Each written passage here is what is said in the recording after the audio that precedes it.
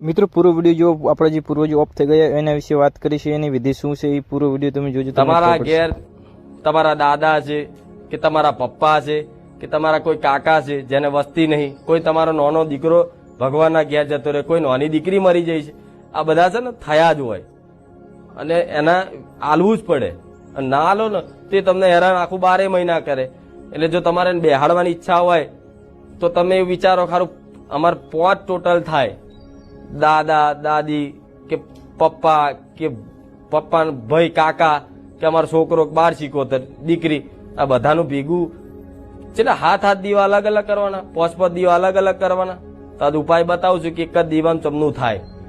જો હાચા હૃદય ને હાચા વિશ્વાસથી છે ને, એક શ્રદ્ધા અને વિશ્વાસ તમારા પિતૃઓના નામથી હોય અને મારી વાતનો પૂરેપૂરો 100% ભરોસો હોય ને એના મારો સમાધાન લાગશે, નકર લાગશે નહીં.